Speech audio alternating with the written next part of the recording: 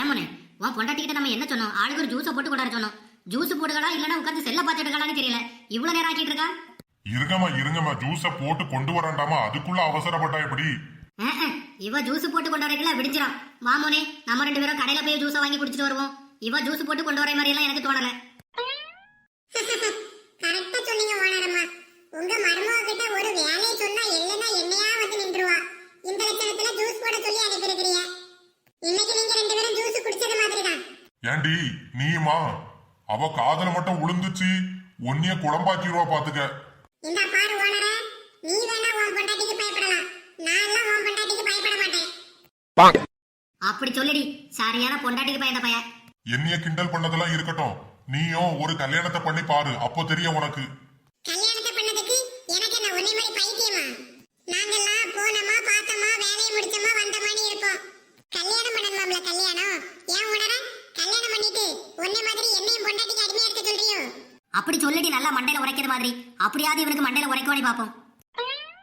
எங்க ஓனரம்மா, ஓனருக்கு அப்படி உரைச்சிருந்தாதான் இதுக்கு முன்னாடி திரும்பி இருப்பாரு. எத்தே இந்தாங்க ஆப்பிள் ஜூஸ் எடுத்துடுங்க. என்னங்க ஆப்பிள் ஜூஸ் எடுத்துடுங்க. ஜூஸ் வரலன்னு சத்தம் போட்டு கிடந்தீல்ல, கரெக்டான டைமுக்கு ஜூஸை கொண்டு வந்தா பாரு. அதான் ஓனர் கொண்டாடிங்க. என்னடி இவ்வளவு நேரம் எங்க அம்மை கூட கிடந்தா அவளை யாசிட்டே கிடந்தா, இப்போ அவளை பார்த்த உடனே பேச்ச மாத்துக்கா என்ன? அட கூறுகட்ட ஓனரே, சத்தம் போடாதயா, உன் பொண்டாட்டி கேட்ற போறா. இந்த காலத்துல இப்படி எல்லாம் இருந்தாதான் பொழப்ப நடத்த முடியும். அத முதல்ல தெரிஞ்சுக்க. என்னதான் ஓனரே, நீ இல்லாத நேரத்துல அவதான் எனக்கு சாப்பாடு தரணும். ஒன்னே மாதிரி அவள்கிட்ட நேருக்கு நேர் சண்டை போட்டுக்கிட்டு என்னையும் ஜோத்து கலைய சொல்றியோ? நீ என்ன மாதிரி எல்லாம் இல்ல, நல்லா பொழைக்க தெரிஞ்சவனா தான் இருக்க. ஏன் ஓனர் பொண்டாட்டி, என்னையெல்லாம் பார்த்தா உனக்கு ஒரு ஆளா தெரியலையா? எனக்கு ஜூஸங்க. உனக்கு சாப்பாடு தரதே பெரிய விஷயம், இதுல ஜூஸ் கேக்குவா ஜூஸ்? ஒழுங்கு மரியாதை வாய மூடிட்டு இருந்துக்க. ஐயோ, ஓனர் பொண்டாட்டி கோவப்பட்டுட்டாலே நம்ம வாய் வேற சும்மா இருக்க மாட்டேங்குது. பேசாம வாயை வச்சுட்டு சும்மா இருப்போம்.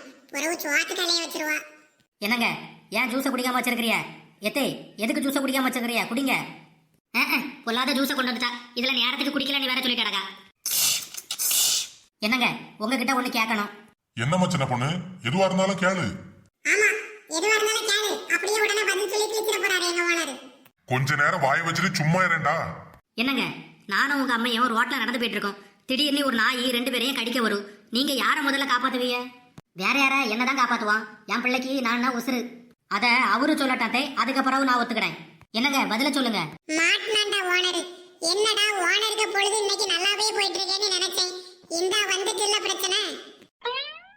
சொல்லு முனே, தைரியமா சொல்லு. எங்க அம்மையை தான் முதல்ல காப்பாத்துவேனி. என்னங்க என்ன பாத்துட்டு இருக்கீங்க? பதில சொல்லுங்க. உங்க ரெண்டு பேர்ட்டே இருந்து முதல்ல அந்த நாயை தான் நான் காப்பாத்துவேன். எப்பா ஒரு வழியே எஸ்கேப் ஆயிட்டோம். ஒரு ஜூஸை போட்டு தந்துட்டு நம்மள அடிக்கிறதுக்குலாம் வழி தேடிட்டு கிடக்கா. இந்த ஓனர் வசமா மாட்டிக்கிட்டாருன்னு பார்த்தா எஸ்கேப் ஆயிட்டாரா?